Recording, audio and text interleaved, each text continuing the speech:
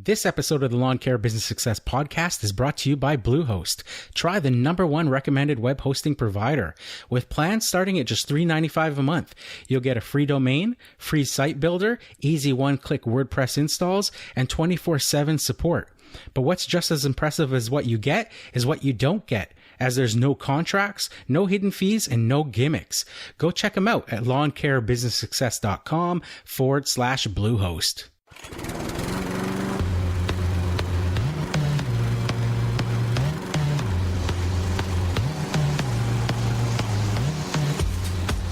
You're listening to the Lawn Care Business Success Podcast, the weekly show sharing proven methods and systems in marketing, equipment, and customer service, educational and motivational, to help make your lawn care business an overwhelming success.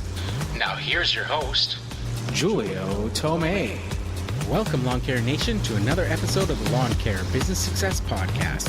I'm your host, Julio Tomei, and this is episode number 111, entitled, What to Do During the Summer Slowdown. Well, hello, everybody, and thanks again for joining me this week on another episode of the Lawn Care Business Success Podcast. I really appreciate you guys tuning in each and every week, as always. Also appreciate, like I say, each and every week as well, the questions and comments that have coming in through email, as well as any of the iTunes reviews that have come in. I know I say it every week, but I really do appreciate that you guys take the time out to let me know what you think of the podcast. Let me know that you are still receiving value from the episodes, because let's just face it, guys, if I'm sitting here and I'm recording these episodes and you guys are tuning out, or it's not being helpful to you, or you're not finding value in it, then there's no real point in me continually doing the podcast episodes. So that feedback that I get each and every week from you guys, I can't emphasize enough how important it is to me and how much I appreciate it, because it really does let me know that you guys do receive value from these episodes. And each and every week I have been receiving comments on particular episodes or questions regarding what I've talked about in episodes, and people thanking me for putting that out. So like I say, I just really do appreciate it, and I wanted to take the time there to really just sort of stress how important that is for me and for the show, and ultimately for you guys as well who do enjoy it and do listen, right? Because it does sort of keep me on track. So for this week's episode, I wanted to talk about the second, I guess, slowest part of the season, the lawn mowing season in the year, or the second slowest part of the year. If you're in business for yourself in a lawn care business, that is the summer slowdown. So in my business, what this means is that, usually here in July and August, where the summer really sort of hits sort of the peak temperatures for the area, the lawns really start to brown. They get completely dried out. They're crunchy, and they effectively stop growing. Now, this is on a case-to-case basis, of course. There's always going to be clients or customers who want a really green lawn, who, are on your list for fertilizing and aerating and the full, meal deal, you could say. But there's going to be that other half of clients that, they don't want that. They just want it cut. And they want it, I have a handful of clients that if I would let them, they would probably prefer I only come and mow, once every 10 days, right? Or I'll get requests sometimes at this time of year for clients who are asking, can you come once a month? And, I tried to explain to them that it's not really possible, that everybody gets a 2-week cut minimum in the summer season. And of course, like I say, this is due to the fact that they are just not watering. So even for myself, with the majority of my business, it's all residential clients. And for the spring and fall, with the exception of July and August, I insist on a weekly mow. So I come by every single week. That's the only service that I offer. And that is basically what keeps my business going. If a customer calls for a quote for lawn care and that's not what they're interested in, they don't want a weekly mow, that they just want me to come every 10 days or every 2 weeks, then I essentially pass on them. I just tell them that that's not possible. We don't do that.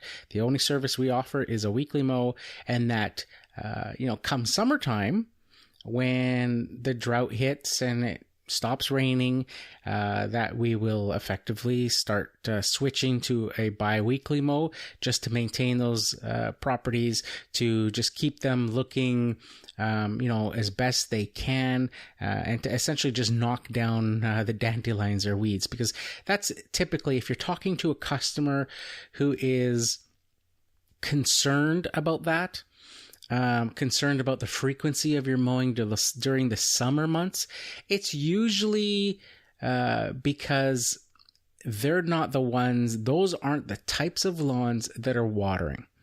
Those aren't the types of lawns that have a fertilizer program, that do any of the extras. They're the ones that are strictly, would just want a mow and blow and go. They just want it done as cheap as possible, as, the minimum amount required. With those types of clients, it can be difficult, because once the summer months hit, you get, requests from them to stop service. I had 2 just this week who have been regular clients this year.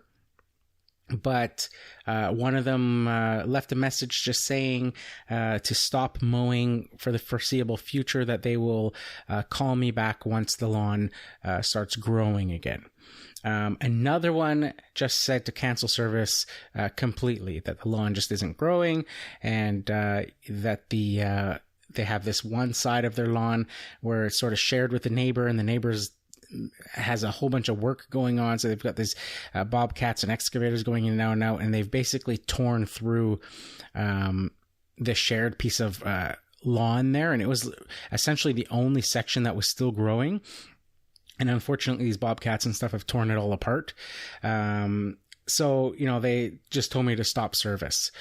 So it wasn't unexpected. It's something that happens every year, and you have to be prepared when you go into the lawn care business. Most people understand and plan for the slow winter season. But you have to remember that there's more, depending on where you live, of course, but there's more than one slow season. Now, of course, this isn't a complete shutdown of the business, like during the winter months, as far as the green industry part of it goes. You can, in the winter, you can still pick up certain jobs. Like window cleaning and snow removal and those types of things, prunings and cleanups and stuff like that. But there comes a point in time where you'll experience a complete shutdown during the winter. In the summer months, you can usually keep your business going, but just at a slower rate. You're going to be grasping for work at certain times. And this is, a case for potentially, as they say, do as I say, not as I do. Because in my own business, as you guys know, I like residential jobs. I had bad experiences with commercial. I prefer just doing residential jobs. Now, that might change in the future, as I have a lot more extra time, we could say, or less responsibility as my children get older. So my son will be starting high school next year, and he'll be going off to a completely different school from my daughter. He is quite the soccer player and was invited to play on a sort of an invitation-only full-time soccer program. So he's going to be going to a school outside of our neighborhood that we live in. In fact, he'll be going to a school in Vancouver, in the city of Vancouver, British Columbia, where we live in a suburb outside of Vancouver. But luckily, my wife works in Vancouver, so she'll be now having to take him to school. So this is going to free up a bit of my time, at least for part of the morning. I'll be able to get to work earlier. I won't have to wait till 9 o'clock to leave for work, because normally that's what I was doing. I was going to work after I got my son at school and all settled in. I would then leave and get my, start hitting my jobs there around the 9 o'clock hour in the morning. I would leave my house. I would drop him off at 8:30, come home, load my equipment, and then essentially go. By the time I got all ready and everything loaded, it would be around 9 o'clock by the time I got to that first house and to start mowing. And my daughter, with her school, it's, in the neighborhood, her high school, but she starts very earlier than the elementary school, about an hour earlier. So she is essentially... I do drive her to school still, but she is there at like 7:45 when I'm dropping her off. So this is giving me a whole extra hour and 15 minutes that I would or will be able to start work earlier. And with my daughter as well, she ends later in the day as well, because her school is... I've talked about the density and all that stuff in the neighborhood I live in, how it's getting so crowded, how the schools and the families are, the amount of people that are moving in. Well, a result of this is with my daughter's school, them having staggered start times. So some of the school starts at, your standard sort of, 8:30, 9 o'clock start time, and then the other half starts at that 8 o'clock start time. And then there's a longer time. So, for some of the schools in the area, they finish at 2:30 in the afternoon. While because of the staggered start time, some of the students will finish at 3:30. And basically, because the school's so overcrowded, what they do is they don't have enough classrooms for everybody. So they'll start some students earlier, and those students will be done. Some of them will be done. This isn't always the case. Some of them will be done an hour earlier in the day, all their class, while the rest of the school then finishes an hour later as they're catching up and using up those classrooms, basically in a staggered setup. But some kids are caught in the middle, like my daughter was last year, where she was starting earlier, but then also finishing later, and she would have to take a spare block in the middle.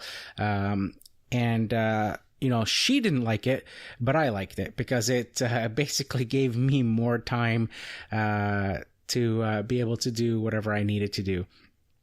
Particularly in the fall and stuff, when work is a lot busier. It's not such a big deal when the weather is really good and stuff like that, because she can walk home and things like that. It's not a really big deal. But when it's in the sort of winter months and stuff, then I will pick her up and take her to school and all that stuff at the same time. So I'm starting to think maybe I might, potentially look at trying my hand at commercial work again, because like I say, I will have more time. And as, the older the kids get, as each year passes, I'll have less and less responsibility regarding them. They'll be able to be more independent and be able to get themselves home and all that sort of stuff as well. So that's I know it's sort of a off topic and off sort of thing, but I just sort of wanted to explain that sort of change in thinking of where I'm headed there with that sort of train of thought, just to sort of set up the reasons behind it, because you guys have heard me talk about how I only like residential work and stuff like that. Now, this still doesn't solve my issue with my attention span and being sort of ADHD or ADD, that I would still, if I were to do commercial work, it would still sort of have to suit me. It would have to be maybe smaller commercial work and things like that I could get in and out of quicker, because I wouldn't want to do, say, townhouse complexes or things like that.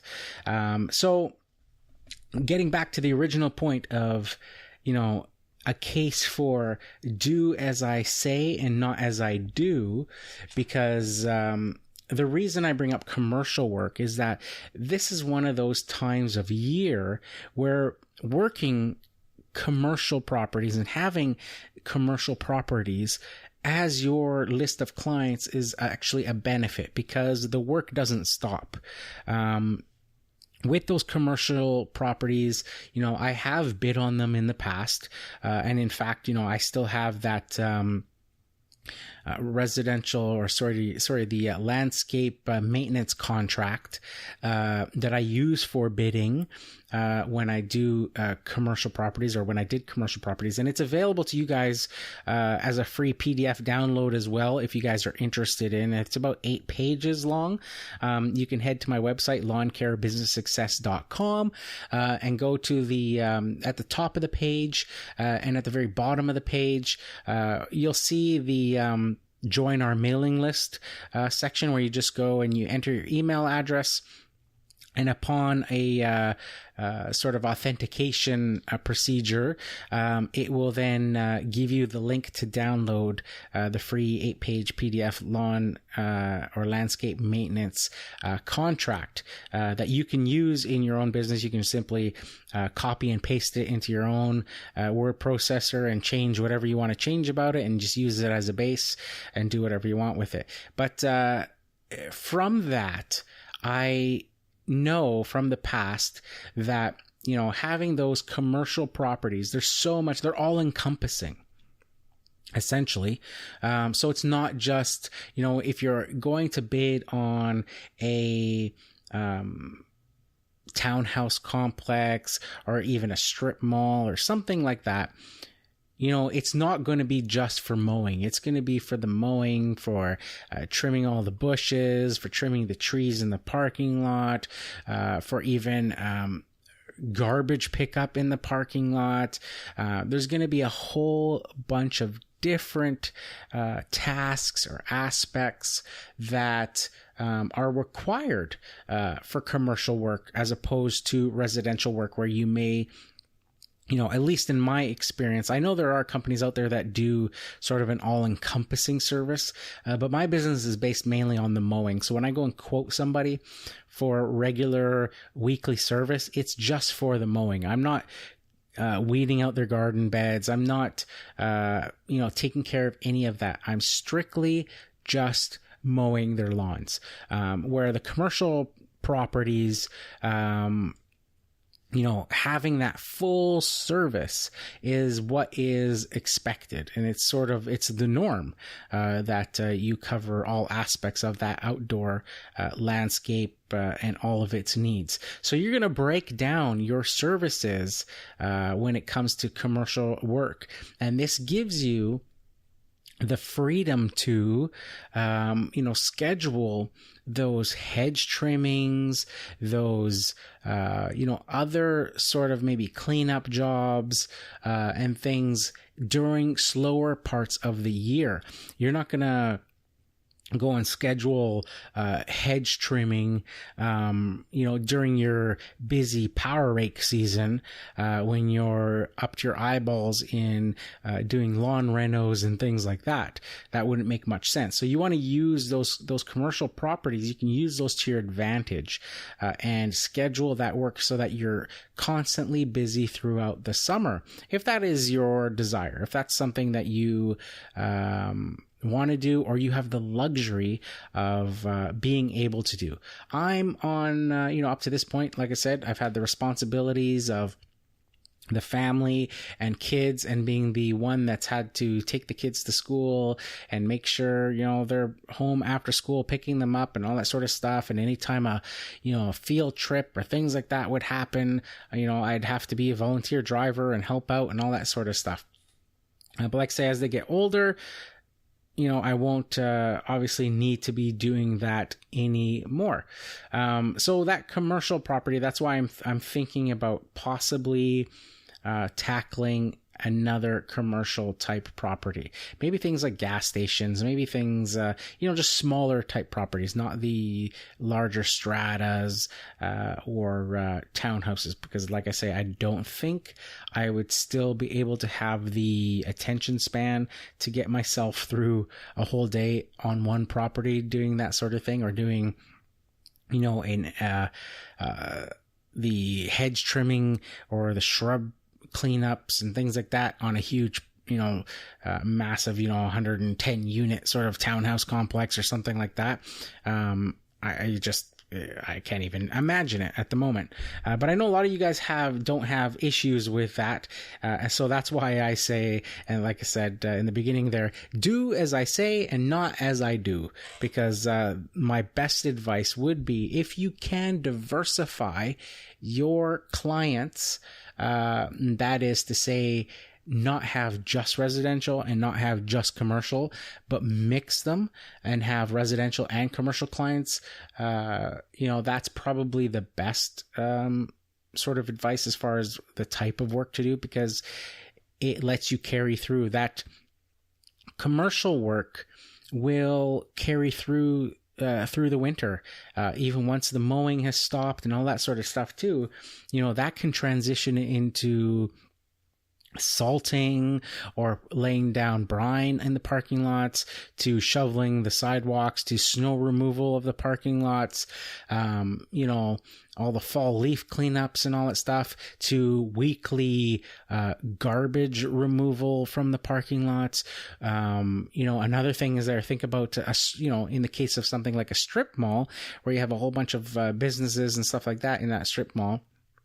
Not only can you provide those services, but you can add extra services.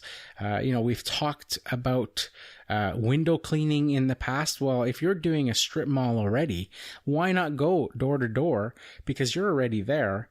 And most of them are already familiar with you, working there each week, and offer window cleaning to those businesses and take care of their storefront windows and all that sort of stuff. There's so much potential, for work out there that you could be doing. That commercial work can get your foot in the door there with that. It's just a large, because they're larger properties and multi-tenants and things like that, there's that potential there for doing a bunch of extra work. Now, I'm not sure how...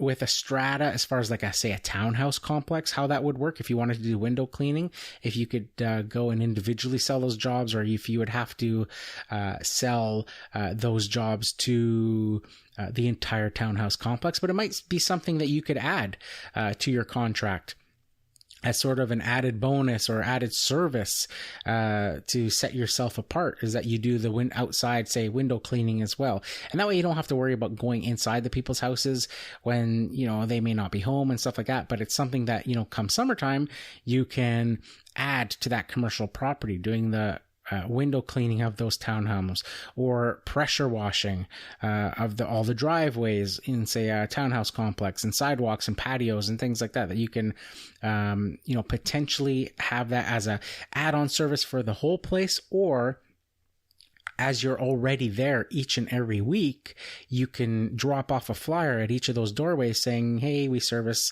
you're such and such from such and such company. We are the landscape maintenance company. We are also offering window cleaning or pressure washing. And for the residents of the townhome, because we are already servicing your property anyways, we're offering a special for pressure washing, a special for the window cleaning, or whatever it is, and try to pick up some more work in that sense. So I'm just going to break for the podcast announcements, and then we'll get back into it with some more. All right, so stay tuned.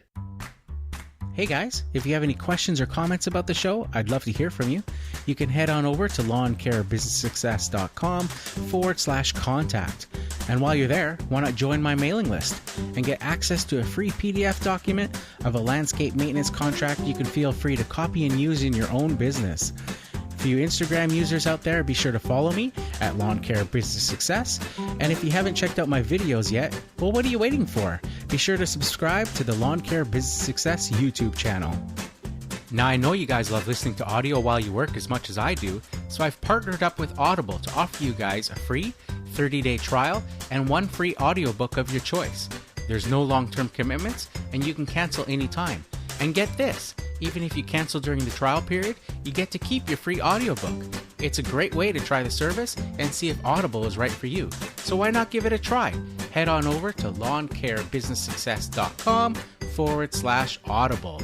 Now back to the show. Okay, so what else? What other things could we be potentially doing in the summer season if there is a slower summer season in the business that you're in?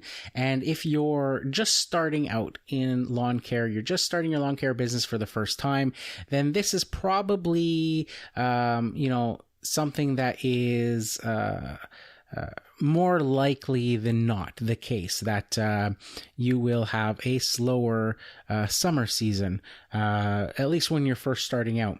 Now, like I said, for me, I've had the luxury of, with my wife having a good job, with good benefits and all that sort of stuff, that I haven't had to really push myself to the limit in that sort of sense. And with our kids being young, as they're growing up, of course, the kids are off for the summer, out of school for 2 months. And my wife is a teacher, so she was off for every summer for 2 months as well. So I would basically take advantage of this time and use that freedom to my benefit, and use the slow down season to my benefit. And this is when I would plan vacations with the family, because we could literally just up and go essentially almost whenever we wanted. So there was times in the past where we would, be thinking about a vacation. We'd be thinking about it for a while, and then, be watching airline flights and prices and things like that, and stumble upon a good deal and, essentially just book a trip. And I remember a few times where we would come across a really good deal that would be, the plane or the flight would be leaving the next morning. Or I think even in one case, there was one where booking in the morning, first thing in the morning, and the flight was leaving in the evening. And it was just such a good deal. I think that one in particular was Las Vegas, and it was like a flight from Las Vegas is only a few hours from where I am. But in this particular case, this deal popped up where it was a connecting flight. So you had to fly from Vancouver to San Francisco, and San Francisco then to Las Vegas, and then on the same on the way back. But it because it was last minute and it was like seat filling, and it was a connecting flight, it was dirt cheap. It was literally $25 for each plane each person took 4 planes in total, 2 to get there and 2 to get back. And each flight was literally for each plane was $50, or sorry, $25. So it worked out to be $50 to get there and $50 to get back. This one year, it was absolutely crazy how cheap it was to fly to Las Vegas that year. So we jumped on it, but we had to do it literally like within, like I say, that evening, head out and catch the flight. So we'll take advantage of that slow summer season to be able to do things like that. A few years ago, 2 years ago, actually, I went to Europe. I mowed all of my clients because at this time, like I say, once that drought hits, I'm mowing all of my clients once every 2 weeks. And some of the ways that I arrange this is that I had one guy actually last week. I was getting to this point where I'm transitioning, and actually this past week that just happened was my first sort of off week. I call it either I have an on week or an off week. So an on week is the weeks I'm mowing, an off week is a week where I'm not mowing, where I just do whatever other jobs that I have scheduled for that time. So if customers are asking me throughout the season for particular jobs, say pressure washing, or they want some hedges done or something like that, I will try to, first of all, I'll ask them, how much of a rush they're in. And if they're not in a rush, then I will try to schedule that stuff during the summertime. I will persuade them to let me do it in the summertime when I have more time. I'll just talk to them about how busy I am and all that sort of stuff. And that, there's a little bit of a wait and stuff. And, potentially this could be something that could be done in the summer without much problem. And most times I found with my regular customers, they have no problems with that. So I'll start to do those types of jobs during the off weeks of my mowing schedule. The other thing I'll do is I'll start doing projects and stuff. But like I say, with that trip to Europe that one year in 2015, so I essentially, as most of you guys know, on some years, depending on my workload, I will mow either Monday, Tuesday, Wednesday, Thursday, and I've always historically left Fridays open for doing other jobs.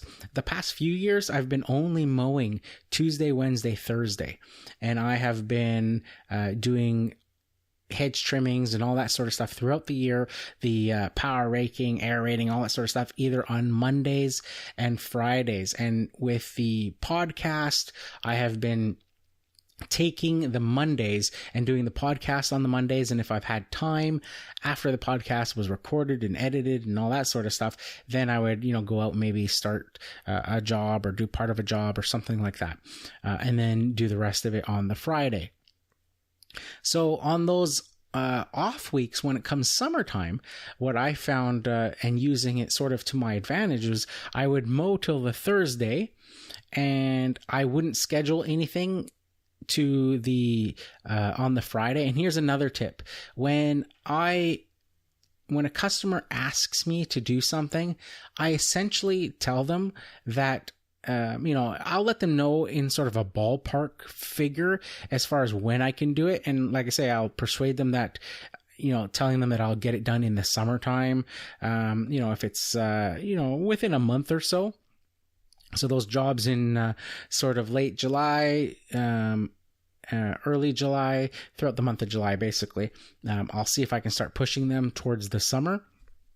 And, and tell them that. But what I don't tell them is the exact day. Even when it comes to the week, if I'm mowing their lawn on Wednesday, for example, and I know that I'm going to do their hedge on Friday, just a few days later, and they come out to talk to me, I won't tell them that, because I don't know if something pops up. And I found historically that, if something can go wrong, it will.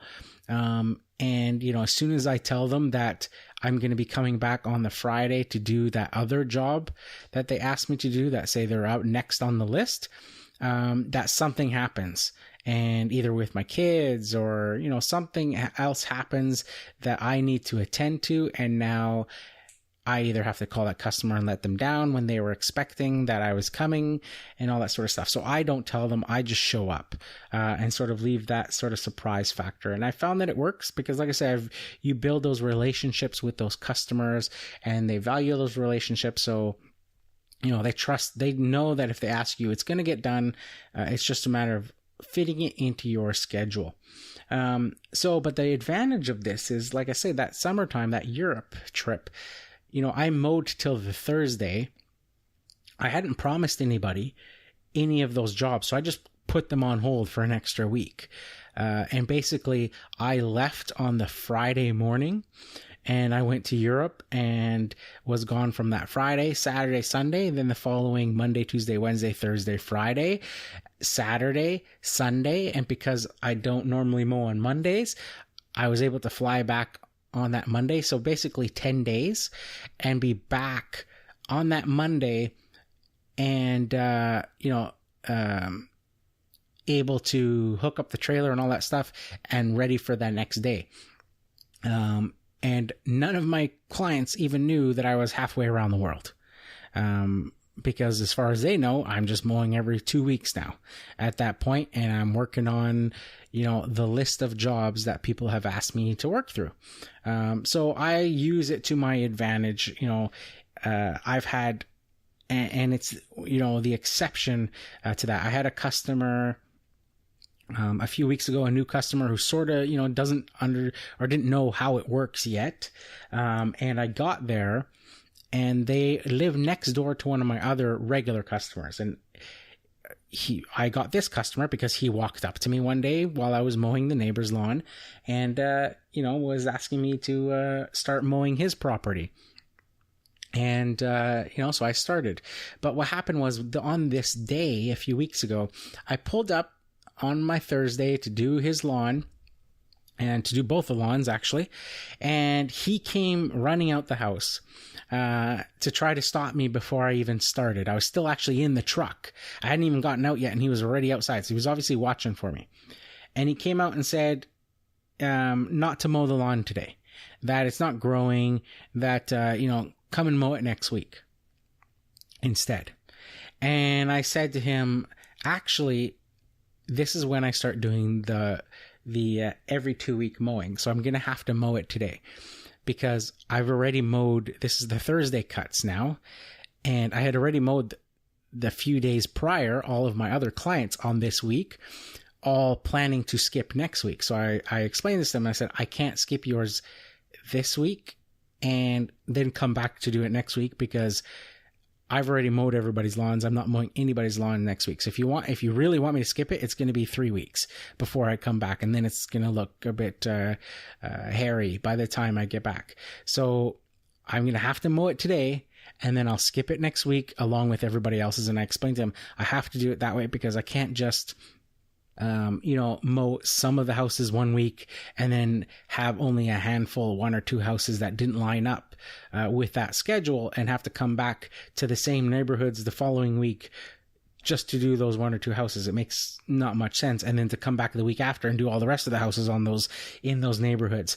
So there has to be everybody lined up on the same. So, we'll do the mowing today and stuff. And then once I explained it to him, he completely understood. He said, okay, obviously that makes sense. He's not going to come back next week, to do, one house when you've mowed everybody else on the alternate week.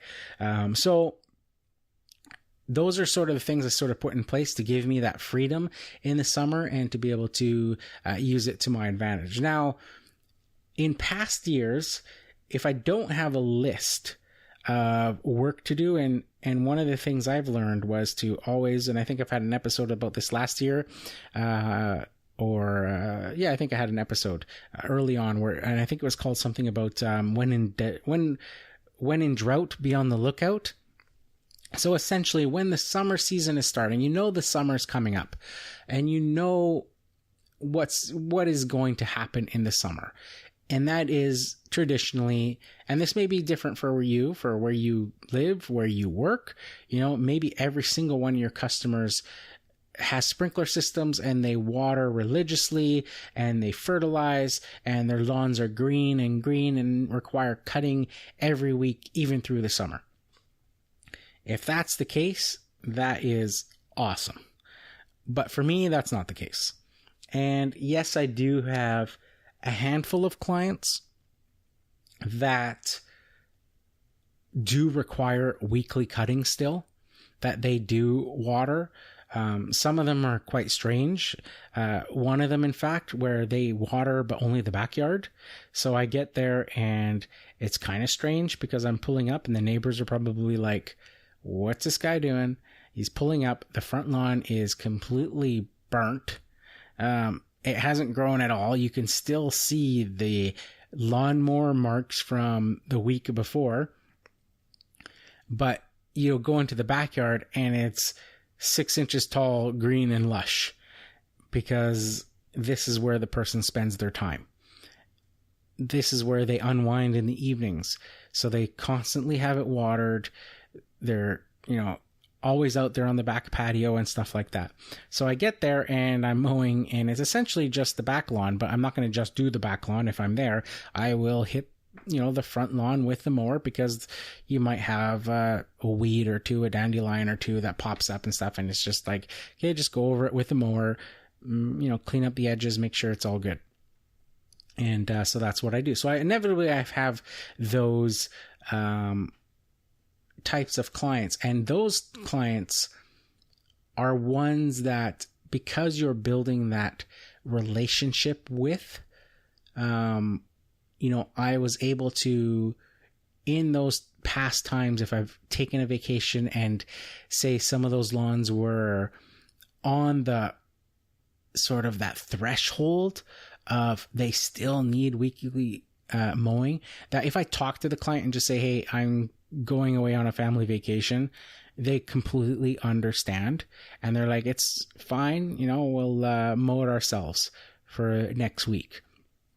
And, or they'll say, it's fine, it can stay long for that week or whatever. It's not a big deal. You go ahead, enjoy yourself, enjoy your time with your family and all that sort of stuff. It's not a big deal. And because I always say too, I can arrange for somebody, and I refer to as, my brother-in-law running the other trailer, that I can arrange for him to come and mow your lawn next week. If you'd like, it doesn't cost any extra or anything. It's the same as thing. It's just be a different person coming to mow your lawn for that 1 week. And they're always, I've never had to really take advantage of that. People have always been like, don't worry about it. It's not a big deal. The lawn can wait. It's not you go enjoy yourself. So, it's, those personal relationships really do help you take advantage of it when you need. Now, this is one of those situations where that commercial, when I think about commercial, where it's like, okay, well, do I lose that ability then to be able to do something like that? So those are, one of the things that have kept me thinking about that in the past. But what are some of the things, like I said, when in drought, keep on the lookout. So some of the things that you could look to do for these slower summer months is gutter cleaning. That's one that I've done quite a bit in the past. I would focus on single-story houses because I don't like heights. So I would stay away from the two-story houses, but there's a lot of single-story houses, older homes usually. Your pruning, your hedge trimming, all that sort of stuff can be done at this time of year. Pressure washing is a fantastic one to do this time of year, especially if you're in an area closer to the equator, where it is cooking hot this time of year. What better service to do than to break out a pressure washer and have some nice cold water spraying back at you as you're cleaning? What can be a miserable job in the early spring or late fall, when customers have asked for pressure washing and it's cold outside, and it might be raining already, although that's not really a big deal. You're going to get wet anyway, so doing it in the rain is not a big deal. But when it's cold and you're spraying that cold water and it's spraying back at you, and it can be kind of miserable. But on a hot day, I think that would be fantastic to do pressure washing and have that cold water spraying back at you. Another one, rubbish removal. is one that I've done quite a bit of in the past, utilizing my lawn care trailer. If you don't have a high-sided trailer and you've just got, an open trailer with sort of lower bed sides, you could always put plywood or something along the sides to be able to utilize it and use it for, rubbish removal, or maybe look into a big like cargo net that you could put junk and stuff on your trailer, and then just put a big cargo net over it so that stuff doesn't fly off, and take it to the dump. There's businesses like I've talked about before, the 1-800-GOT-JUNKS and stuff, that their whole business is all about taking people's garbage away. And I've talked about how some guys that I know and some in the past where some of these jobs have turned into, it's crazy what people will throw away. I told the story once where I was paid to do rubbish removal once. It was a whole bunch of bags at the bottom of a stairwell. They were just black garbage bags. I didn't really know what was in them. Some of them had some, renovation type materials in it. And, bits of carpet and things like that. And I quoted the customer. I didn't even walk down the stairs to look. I could only see what was sort of on top. So I assumed it was all the renovation material. And they said it was mainly renovation stuff. And I quoted them, I can't remember now, it was either like $130 or whatever it was, to take the stuff away and take it to the dump. And, I went down the stairs and started loading the bags. And after the first 3 or 4 bags of junk, the rest of the bags were just empty bottles and cans from either soda pop or beer cans and beer bottles and that sort of stuff. And I was like, are you kidding me? Like, these are all here in Canada. We have to pay, a 5-cent deposit on each can and a 20-cent deposit on like the big, 2-liter type jugs of Coke and Pepsi and that sort of stuff. So I was like, are you kidding me? And I ended up loading all these bags, and I took the 3 or 4 bags to the dump, and it basically cost me nothing to dump those.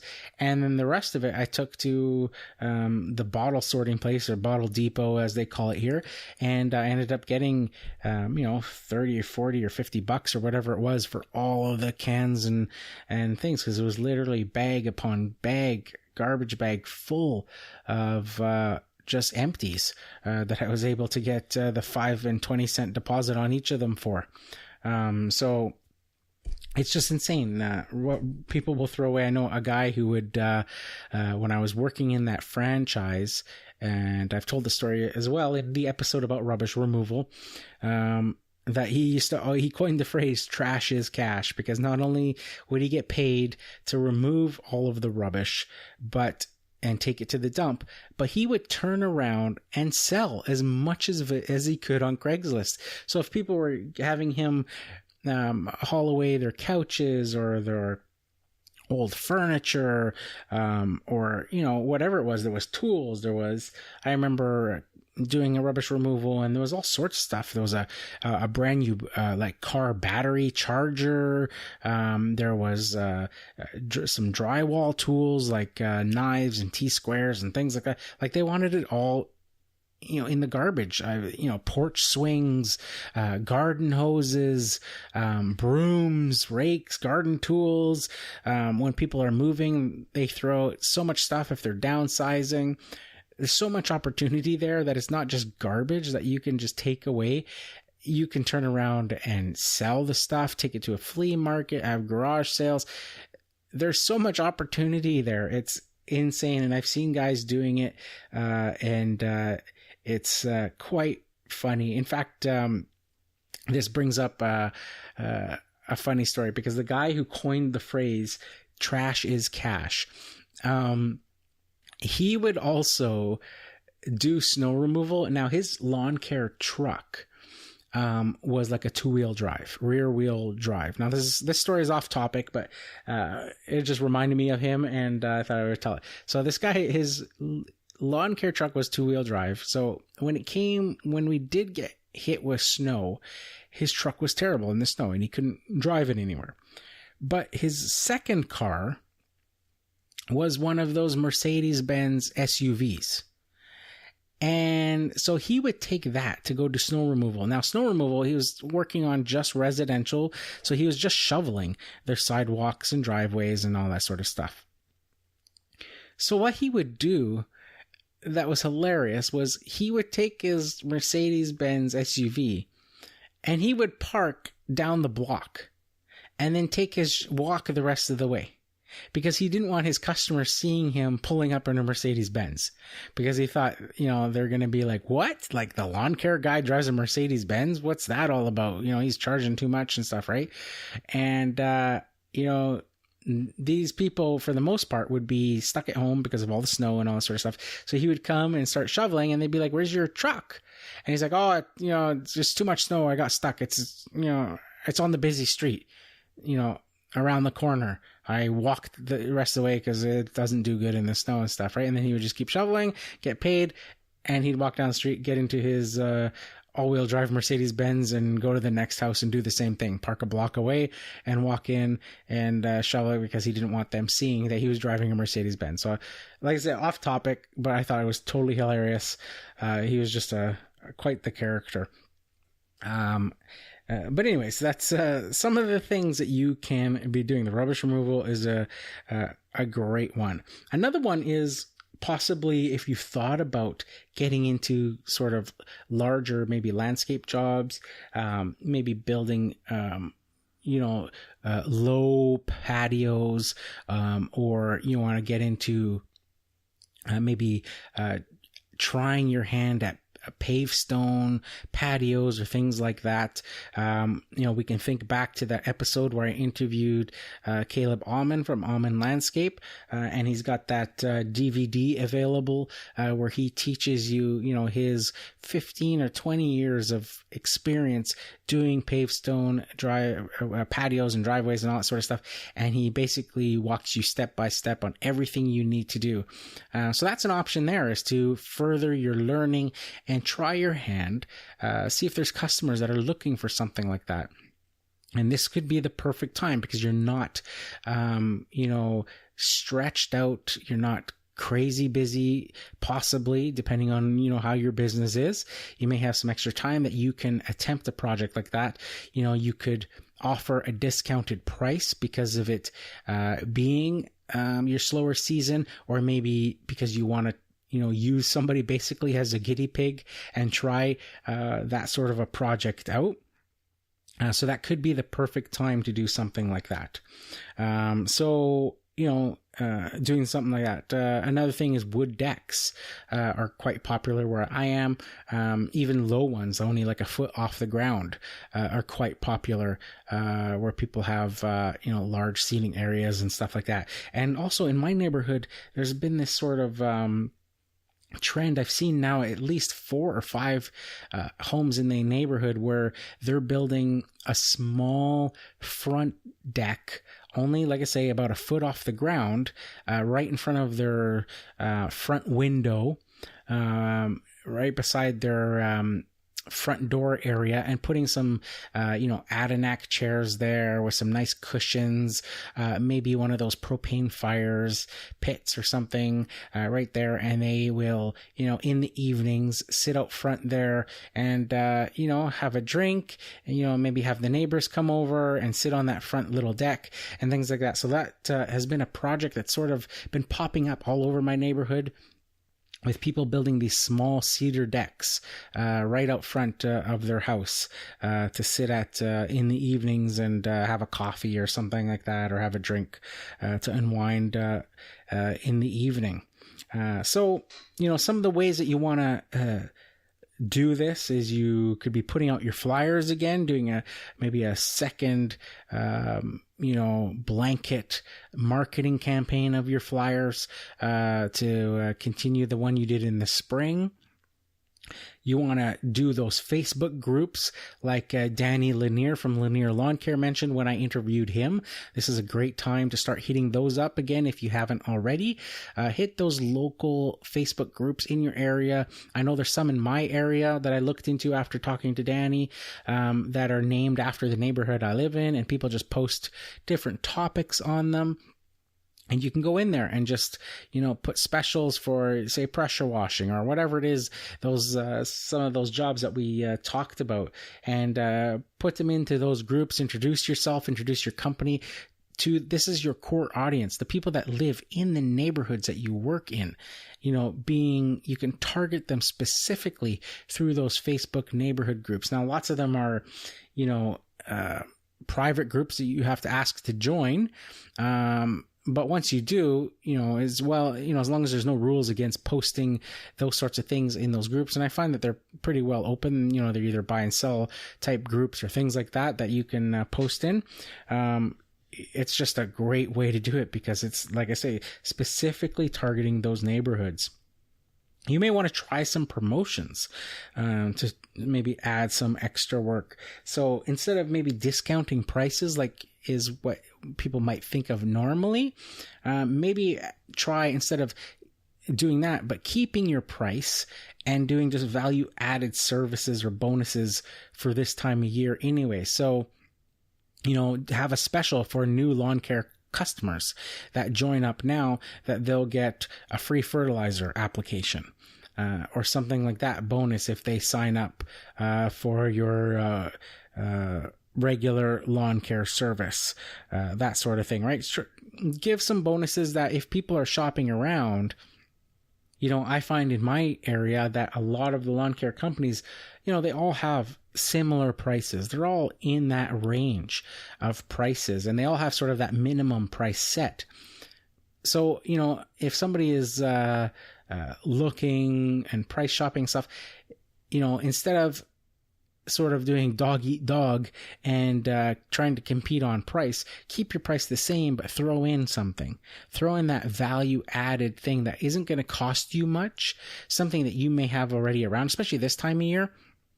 Fertilizer, you may have, a few bags of fertilizer sitting around. I know I usually do from the spring, because I always order extra, not knowing, and there's always some left over. So, come this time of year, there's some fertilizer sitting there in the garage that, hey, I could do a free fertilizer application. It's not costing me anything. Those bags of fertilizer have been, more than paid for throughout the spring from all the fertilizer jobs I did. This is just the leftover stuff.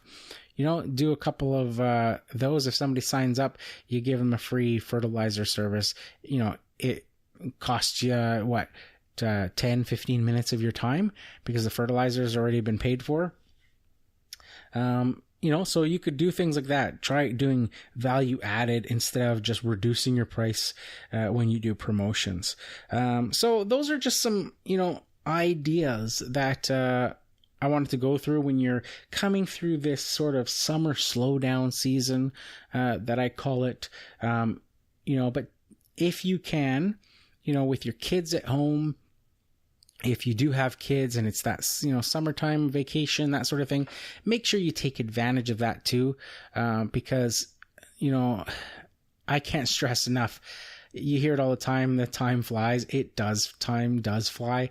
Your kids, if you have any, grow up so fast. They will inevitably be a time before you're ready for it where they won't want to be hanging around you anymore. So take advantage of that time. I know it's hard sometimes. You focus on making money and paying the bills and doing all that, but you really can't take it with you when you're gone. And the only thing that really matters in the end is that time with your family, those memories that you've built. I see it firsthand. I know I try to goof off and have as much fun as I can with my kids. They were showing me a video the other night that they secretly recorded of me, and my son was doing something so goofy that made me laugh that I was in absolute stitches. And I was laughing so hard that it was physically painful, in my ab muscles, in my deep in my core muscles. It was so painful because I was laughing I felt like I was gonna faint. I was laughing so hard, and my daughter was filming me, and they were showing me the video, and we were all having this big laugh over how I looked on the video, because it was just like I could not stop. I couldn't control it. I was yelling to make him stop doing what he was doing so I would stop laughing, because I could not stop laughing. And those are the moments that life is all about. So just remember things like that. Don't take it for granted. Don't be constantly stressed about it in life. If you're hitting a slow season, a slow time, of course, the bills have to get paid and all that sort of stuff, but try to see the silver lining if you think those clouds are gray in your life at the time. And, enjoy those moments with your family. The work will come back. The work will, get busy again come the cooler season and cooler weather. So, try to enjoy your time, your downtime as well, because, having that balance in your life is what it's all about. So I think that's it for this week. Here's to wishing you guys all overwhelming success and freedom in your lawn care business. Bye for now.